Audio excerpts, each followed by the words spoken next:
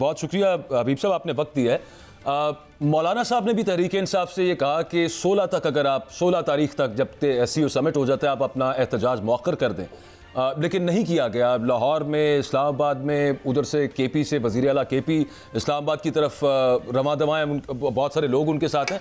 तो उसकी वजह सर क्या है? एक तो एंगेज नहीं किया गया पाकिस्तान तहरीक इंसाफ को रियासती लेवल पे, दूसरा क्या पाकिस्तान तहरीक इंसाफ अब आई वुड से कुछ ट्रस्ट इशूज़ हैं कि दे डोंट वांट कि अब हम वेट नहीं करेंगे, अब हमने एहतजाज करना है और हर सूरत में करना है। क्या वजह आपके ख्याल में?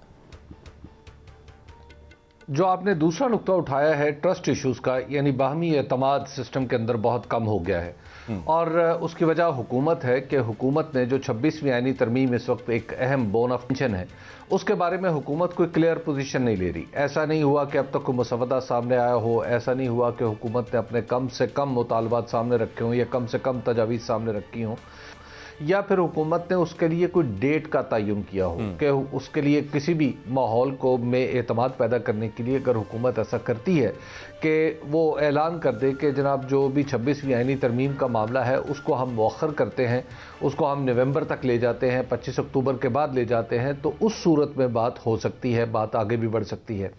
लेकिन जब ऐसा नहीं होगा और हुकूमत इंसिस्ट करेगी अपने टाइम टेबल पे जो 25 अक्टूबर से पहले है, क्योंकि 25 अक्टूबर को चीफ जस्टिस जनाब जस्टिस काजी फाइज ईसा की रिटायरमेंट है और काजी फाइज ईसा साहब को एडजस्ट करने के लिए अगर हुकूमत इसरार करती है अपने टाइम टेबल पर, तो जाहिर है फिर ये मामला रुकने वाला नहीं है। यानी उसके बाद सिर्फ PTI से ही ये तवक्को की जा सकती है कि PTI ये समझे कि जनाब ठीक है, अगर बाहर से लोग आ रहे हैं तो हम थोड़ी देर के लिए खामोशी इख्तियार कर लेते हैं या इस्लामाबाद को छोड़ के किसी और जगह को हदफ बना लेते हैं, इस्लामाबाद में नहीं करते। तो इस तरह की कोई सूरत हाल तो जाहिर है PTI के साथ ही है। जो ट्रस्ट का मामला है वही सबसे अहम है इस वक्त। अच्छा हबीब साहब, एक पाकिस्तान तहरीक इंसाफ की सीनियर मोस्ट लीडरशिप, आप KP वज़ीर आला की बात कर लीजिए या फिर सेक्रेटरी जनरल की बात कर लें या चेयरमैन PTI की बात कर लें और बाकी जो तमाम बड़े नाम हैं, अब सोशल मीडिया देख लेते हैं, हम उनके बयानात देख लेते हैं, वो ये कहते हैं कि दिस इज़ अ डू और डाई सिचुएशन फॉर अस, मतलब अभी नहीं है तो फिर उसके बाद तो शिकंजा और ज़्यादा कस दिया जाएगा हम पे। क्या आप इत्तफाक करते हैं वो जो ये बात कर रहे हैं कि यही उनके पास वक्त है, इसके बाद नहीं है?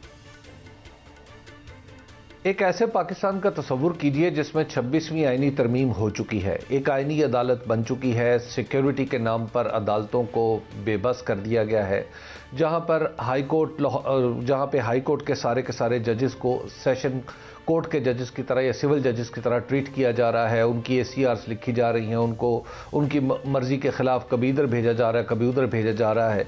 तो ऐसी सूरत में आप तस्वुर कर सकते हैं कि वो पाकिस्तान जिसमें 26वीं आईनी तरमीम हो चुकी होगी, वो पाकिस्तान दरअसल एक दस्तूरी फिस्तायत का पाकिस्तान होगा और ऐसे पाकिस्तान में आपके बुनियादी इंसानी हुकूक के बारे में कोई गारंटी मौजूद नहीं होगी। आपके पास ये भी नहीं होगा कि अदालतों में जाकर कुछ वावेला कर सकें, क्योंकि जब भी आप वावेला करने सुप्रीम कोर्ट जाएंगे तो वो आपको आईनी अदालत का रास्ता दिखा देंगे और आईनी अदालत जो है वो मेन मेख निकाला करेगी कि जनाब ये तो मौजू ऐसा है जिस पर गौर व खौज होना है और आईनी मुकदमात जो हैं वो तो लंबे चलते हैं, तो लिहाजा इस बात को तो फ़िलहाल छोड़ें, जो जहां है अगर मिसिंग है तो मिसिंग रहने दें, अगर हफ्से बेजा में है तो हफ्से बेजा में रहने दें, अगर उसके ऊपर कोई झूठा मुकदमा है, ज़मानत का मामला है तो भी उसको रहने दें, क्योंकि ये भी दस्तूर से जुड़ा हुआ है, सिक्योरिटी की तारीफ़ क्या होगी। तो लिहाजा ये एक PTI ही नहीं बल्कि सभी पाकिस्तान के लोगों को ये ख़तरा लाहक है कि अगर ये 26वीं आईनी तरमीम हो गई तो उसके बाद शायद हमारे लिए पाकिस्तान में जो बोलना भी मुश्किल हो जाए। तो जाहिर है जब इस तरह की कैफियत हो और आपके सामने कोई वाज़ेह ड्राफ्ट भी ना हो, जो कुछ भी हमने सुना है वो महज बातें हैं और उन बातों की तरदीद हुकूमत की तरफ से नहीं आ रही, तो ऐसी सूरत में आप क्या कर सकते हैं? जाहिर है जो भी होगा वो जो भी पार्टी होगी वो खुद को डेस्परेट सिचुएशन में समझेगी और लिहाजा वो फिर उसी हिसाब से रिएक्ट भी करेगी।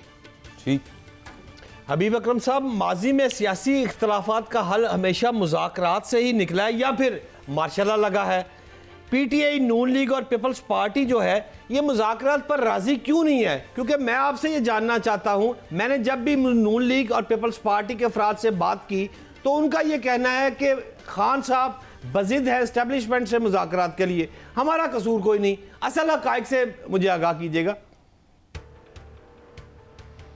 जहाँ तक आपकी ऑब्जर्वेशन है कि माजी में मामलात जो हैं वो यानी मुज़ाकरात से हल होते रहे हैं, तो पाकिस्तान में अनफॉर्चुनेटली ऐसा बहुत ही कम है।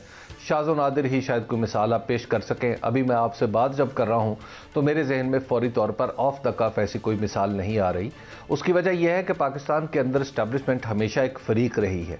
दूसरा इसका सियासी पहलू यह है कि पाकिस्तान के अंदर जो 2024 का इलेक्शन है वो उसमें जो कुछ भी हुआ और जिस अंदाज से वो रिग किया गया वो तो खुद मुस्लिम लीग नून और पीपल्स पार्टी ने किया, बल्कि बिलखुसूस मुस्लिम लीग नून ने किया। अब अगर किसी भी तरीके से कोई भी पॉलिटिकल पार्टी जो इनके मुखालिफ हो और ख़ास तौर पर धांधली का हदफ रही हो वो इनके साथ बैठेगी तो किस बुनियाद पे बैठेगी? इसलिए कि इनका मैंडेट तस्लीम कर लिया जाए? क्या इस बात पे सौदेबाजी हो रही होगी, जैसे कि बाज़ इस वक्त खबरें हैं कि जिस तरह इलेक्शन ट्रिब्यूनल्स पंजाब में तश्कील पाए हैं कि वो भी किसी सौदेबाजी का नतीजा है? तो क्या इस तरह की किसी सौदेबाजी में किसी भी पॉलिटिकल पार्टी को जिसने एक मॉरल ग्राउंड पे अपना नैरेटिव तरतीब दिया हो वो कैसे बैठ सकती है किसी दूसरी सियासी जमात के साथ? तो लिहाजा इस वक्त तो मुझे नज़र नहीं आता कि कोई मुज़ाकरात किसी किस्म के होंगे, और अगर होंगे तो वो महज अगर पाकिस्तान तहरीक इंसाफ फ़र्ज़ कर लेते हैं कि मुज़ाकरात की तरफ आती है और इन पॉलिटिकल पार्टीज़ के साथ आती है तो ये तो इनका मैंडेट तस्लीम करने की सी कैफियत होगी। इसलिए बज़ाहिर ऐसा लगता है कि मुज़ाकरात का इम्कान नहीं है। हाँ, इस्टेब्लिशमेंट अगर बीच में रोल प्ले करे तो शायद कोई सूरत निकल आए। दुरुस्त फरमा रहे हैं आप। इस वक्त पीटीआई जो हुकूमत पर दबाव डालने के लिए एहतजाज कर रही है और हत्ता के इमरान खान साहब की बहनें भी इस वक्त पाबंद सलासल हो चुकी हैं, आपको कोई नतीजा निकलता हजूर नजर आ रहा है इन प्रोटेस्ट के साथ? पाकिस्तान में जब भी इस तरह का हमागीर किस्म का एहतजाज शुरू हुआ हो कि जिसमें पहले जलसे हों और उसके बाद कई शहरों में बैक वक्त मुजाहरे या एहतजाज करके कोई भी पार्टी अपनी ताकत का सबूत दे चुकी हो और फिर वो आगे बढ़ती हुई किसी एक पॉइंट को अपना किसी एक जगह को अपना मीट पॉइंट करार दे दे कि वहाँ पे हम सब लोग इकट्ठे होकर एहतजाज करेंगे, तो आम तौर पर ऐसी सूरत में हुकूमत गिर जाती है। आपको याद होगा कि माजी में भी ऐसा होता रहा है। जब नवाज शरीफ साहब ने एक दफ़ा तहरीक निजात बर्पा की थी तो उसका अंजाम यही हुआ था कि पीपल्स पार्टी की गवर्नमेंट गिर गई थी 1990s में। इसी तरह जनाबे काजी हुसैन अहमद मरहूम रहमतुल्लाह अलैह ने एक बार बाकायदा धरना दिया था रावलपिंडी में और उसका अंजाम भी आपको मालूम है कि उस वक्त भी हुकूमत गिर गई थी। फिर मोहतरमा बेनज़ीर भुट्टो ने लॉन्ग मार्च शुरू किया था और वो लॉन्ग मार्च कंक्लूड होते होते हुकूमत गिर गई थी। तो जब इस तरह यानी एहतजाज के ज़रिए हुकूमतें गिराने का रिकॉर्ड तो हमारे सामने मौजूद है, और अगरचे उसमें अब आज लोग कहते हैं कि इस्टेब्लिशमेंट का भी किरदार रहा है, लेकिन इस्टेब्लिशमेंट का किरदार रहा है या नहीं रहा, लेकिन एहतजाज का होना बहरहाल यकीनी है कि एहतजाज की सूरत में हुकूमतें गिरती रही हैं। तो अगर एक दफ़ा या दो दफ़ा या तीन दफ़ा ये वाक़या हो सकता है तो आगे भी हो सकता है। बिल्कुल ठीक है। हबीब साहब, मौलाना के बारे में फरमाइएगा। 2 दफ़ा उन्होंने ये बात मैं कहूँगा कि धमकी आमेज़ अल्फाज में भी की कि अगर आप, पहले तो उन्होंने कहा कि वाशगाफ अल्फाज में कि हम नहीं आपके साथ इस आइनी तरमीम पर, फिर उन्होंने एक दफ़ा मुल्तान में और फिर दूसरी दफ़ा गालिबन इस्लामाबाद में उन्होंने ये बात की बाकायदा कि अगर हम चाहेंगे तो आप ये तरमीम ला भी नहीं सकेंगे। यानी कि प्रेशर तो ज़ाहिर है कि उनकी जमात का उनकी स्ट्रीट पावर भी है, वो तो कर सकते हैं एग्जर्ट, लेकिन अभी तक तो वो सिर्फ लिप सर्विस ही है, वो सिर्फ ज़बानी जमा खर्ची है। अमली तौर के ऊपर मौलाना साहब तो इस सब मामले में कहीं नज़र नहीं आते उसको रोकने के लिए, सिवाय इसके कि वो वोट नहीं देंगे। अकबर बाजवा साहब, मैं आपकी तवज्जो दिलाऊंगा, आज से 3 हफ्ते पहले मौलाना फजल रहमान वो वाहिद कुव्वत थे जो इस गैर जमहूरी तरमीम बल्कि आइन शिकनी की इस कोशिश के बीच में दीवार बन के खड़े हो गए थे। उस वक्त सिर्फ उन्हीं के वोट थे, अगरचे पाकिस्तान तहरीक इंसाफ भी खिलाफ थी, लेकिन पाकिस्तान तहरीक इंसाफ के पास वो कुव्वत नहीं थी कि वो तनहा इसको रोक लेती। अगर मौलाना फजल रहमान एक कदम हुकूमत की तरफ बढ़ाते तो हुकूमत 100 कदम उनकी तरफ बढ़ा के मामलात को तय करती और वो तरमीम करवा लेते। और आज तक भी उनके रास्ते में जो ऐसी रुकावट है जो नाकाबिले उबूर है हुकूमत के रास्ते में, तो वो मौलाना फजल रहमान है। ये ज़रूरी नहीं होता कि मौलाना फजल रहमान सड़कों पे निकल रहे हों और वहाँ पे धरने और एहतजाज जारी हों। मौलाना फजल रहमान के पास इस वक्त जो पार्लिमानी नंबर्स हैं वो इतने अहम हो चुके हैं कि वो हुकूमत को रोके हुए हैं।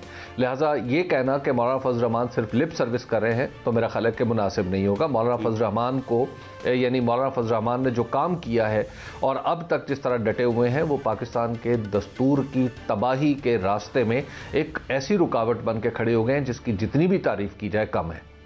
ठीक, 163A के हवाले से बात करना चाहूँगा हबीब भाई। आप मौलाना फजल रहमान की ताकत के हवाले से बात कर रहे हैं, तो इस 163A आने के बाद क्या सूरत हाल है? और दूसरा जो आज़ाद 8 अरकान है उनके बारे में लेकर हुकूमत क्या को मुस्बत रवैया कर रही है? आप किसी नजर से देखते हैं? देखिए, जहां तक 63A का ताल्लुक है तो 63A जौहरी तौर पर हमारे दस्तूर के खिलाफ है। अब चूंकि इसका फैसला भी आ चुका है तो लिहाजा इस पर खुल के बात हो सकती है। अदालत के तरफ से 63A का फैसला यानी नजरसानी के नतीजे में अदालती फैसले को ख़त्म कर देना, उसका नतीजा ये निकलेगा कि पाकिस्तान के अंदर हॉर्स ट्रेडिंग को फ़रोग मिलेगा और हॉर्स ट्रेडिंग के बावजूद भी लोग जो है सौदेबाजी करेंगे। अगर यानी हॉर्स ट्रेडिंग के साथ भी यानी हॉर्स ट्रेडिंग का इर्तकाब करके भी अपनी जमातों के साथ सौदेबाजी करने की पोजीशन में आ जाएंगे। ये वो तरीका, ये वो सिलसिला है जो मोहतरम नवाज शरीफ साहब ने अपने दूसरे दौरे हुकूमत में बाकायदा तौर पर आइन के अंदर इंट्रोड्यूस करवाया था। तो गोया इस वक्त मुस्लिम लीग नून ने वो नज़रिया जो 1997 में पेश किया था उससे ख़ुद ही पीछे हटती हुई नज़र आ रही है। हॉर्स ट्रेडिंग उस वक्त नवाज शरीफ साहब को तंग कर रही थी, लेकिन आज नवाज शरीफ साहब के लिए मुबाह और हलाल इसलिए है कि ये किसी दूसरी जमात को इसका नुकसान होगा। और हमेशा ये हमें सोचना चाहिए, ये भी हमें जहन में रखना चाहिए कि 63A की तलवार सिर्फ PTI पर नहीं चलेगी, बल्कि ये ख़ुद हुकूमत के अंदर भी अब लोगों के पास ये गुंजाइश पैदा हो गई है कि उन्हें पता है कि उनकी हुकूमत एक ऐसी हुकूमत है जो बिल्कुल भी पॉपुलर वोट के ज़रिए नहीं आई, बल्कि इलेक्शन कमीशन की मेहरबानी पे खड़ी हुई है। तो ऐसी सूरत में अगर कोई मुस्लिम लीग नून के लोग या पीपल्स पार्टी के लोग पाकिस्तान तहरीक इंसाफ से टिकट का सौदा करके अगर अपनी पार्टी के खिलाफ जा सकते हैं तो उन्हें निकालना बहुत मुश्किल हो जाएगा खुद हुकूमत के लिए। तो लिहाजा ये तलवार दोनों तरफ चल सकती है। लेकिन इस तरह की सूरत हाल पैदा करना कि एक हड़बोंग मची हो इलेक्शन यानी पार्लियामेंट के अंदर कि जिसमें कोई बात यकीन से ना कही जा सके, इसका मतलब यह है कि पाकिस्तान का सियासी निज़ाम रिजत का शिकार हुआ है, यानी पीछे गया है बजाय इसके कि आगे बढ़ता। और पीछे ले जाने में हमारी चीफ जस्टिस जनाब जस्टिस काजी फायज़ ईसा की सरबराही में बनने वाले बेंच जिसके बेशतर जजेस उनके हम नवा और हम ख्याल भी हैं, क्योंकि सब ने मुत्तफ़िक़ा तौर पे इस नज़रसानी के नतीजे में उस फैसले को मुस्तरद कर दिया है जो 2022 में 63A के हवाले से किया गया था। तो लिहाजा अब हम एक रिजती कैफियत में हैं, हम पीछे हटते चले जा रहे हैं। अब इसमें ज़ाहिर है आवाम के अंदर भी रिएक्शन पैदा होगा, क्योंकि ये एक नई आनी अदालत का क़याम या आवाम के हुकूक़ के ऊपर शबखून मारना बुनियादी तौर पर उस इमरानी मुआहदे के ख़िलाफ़ है जो 1973 में पाकिस्तान के वफाक ने पाकिस्तान के लोगों के साथ किया था। और इस्लामाबाद की हैसियत इस वक्त कुछ ऐसे लग रही है कि जैसे इस्लामाबाद किसी काबिज़ क़ुव्वत का मरकज़ है जिसने पाकिस्तान के ऊपर कब्ज़ा किया है। ऐसी कोई सूरत काबिल कबूल नहीं हो सकती। जो वफाक है वो मुआहदे के नतीजे में वजूद में आया है, ना कि वफाक के पास ये इख्तियार होना चाहिए कि वो लोगों के आम आदमी के हुकूक को सल्ब कर सके और उसके लिए अपनी हैंड पिक लोगों पर मुश्तमिल अदालतें बनाए कि ताकि जो एक नोटिफिकेशन की मार हों जिसके जजेस और वो लोगों के किसी भी हक की हिफाजत न कर सके।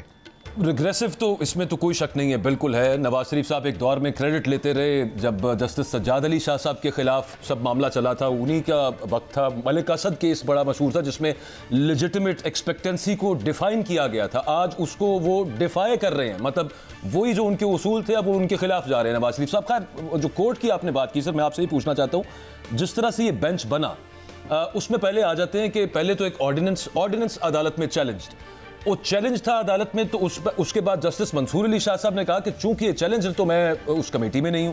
अच्छा, वहां पे जब वो कमेटी में नहीं थे तो उसके बाद एक बेंच बन गया, उस बेंच में जस्टिस मुनीब साहब और फिर जस्टिस मंसूर ने भी कहा कि चूंकि अभी मैं तो इख्तलाफ कर रहा हूं कि जिस तरह से आपने कमेटी फॉर्म की है तो मैं उसमें नहीं आऊँगा। मुनीब साहब जो है, जस्टिस मुनीब अख्तर जो हैं, उन्होंने ना रिक्यूज़ किया ना वो बेंच पे बैठे। तो ये मामला रिवर्स भी हो सकते हैं क्योंकि पीछे तो हर चीज़ मुतनाज़े है। जो फैसला जिस बेंच ने दिया है दोबारा से 63(1)(a) को जिस तरह से मैं कहूँगा हॉर्स ट्रेडिंग का रास्ता जो खोला है, ये रिवर्स का कुछ चांस है इसके अंदर। और फिर जजेस का रोल सर उस पर फरमाइएगा, उनके पास भी तो काफ़ी सारी ऑप्शन है। कहा जा रहा था कि सीनियर प्यूनी जज हैं वो फुल कोर्ट का वो भी इजलास बुला सकते हैं, लेकिन ऐसा भी कुछ देखा नहीं हमने। अकबर बाजवा साहब, अभी आपने जिन वाक़यात को तरतीब से बयान किया है, अगर ये दुनिया के किसी भी मुल्क में हो रहे होते और हम 8 फरवरी के धांधली से न गुजर चुके होते तो दुनिया के किसी भी मुल्क में ये वाक़यात इसी तरह रूनुमा होते, इसी तरह ऑर्डिनेंस आता, इसी तरह अचानक बदल दिया जाता, बेंचों की तश्कीलें नौ कर दी जाती, एक सीनियर जजों को उसमें से निकाल दिया जाता, जो एक मेरिट पे जो सारी चीज़ें थी उनको उलट पुलट करने के लिए लिए एक ऑर्डिनेंस जारी कर दिया जाता तो हम लोग एक लतीफ़े के तौर पे हंस रहे होते। हम सोचते कि दुनिया के फ़लाँ मुल्क जहाँ पे ये सब कुछ हो रहा है वहाँ पर दस्तूर की बुनियादी तालीम भी क्या किसी के पास नहीं है कि जो इतनी गलत हरकतें हो रही हैं। लेकिन अनफॉर्चुनेटली ये दुनिया के किसी दूसरे मुल्क में नहीं, हमारे मुल्क में हुआ है। ये कानून के नाम पर और दस्तूर के नाम पर एक लतीफ़ा है, और इस लतीफ़े की है, और लतीफ़ा भी इतना भद्दा है कि जिस पर हंसी नहीं आती, बल्कि सुनाने वाले या इस लतीफ़े को करके दिखाने वालों की फ़नकारी और महारत पर रोना आता है। तो ऐसी सूरत में कि ये जिस तरह लतीफ़ा बरपा हुआ है और इसके नतीजे में जो फ़ैसला आया है, उस फ़ैसले की हैसियत भी वही है जो किसी बोदे लतीफ़े का अंजाम होता है। तो लिहाजा ये ज़्यादा देर नहीं चलेगा, आगे चल के अगर जो सूरत हाल है उसमें ऐसी तब्दीलियाँ आने का इम्कान मौजूद है कि जिसमें ये फ़ैसला अंडू हो सकता है।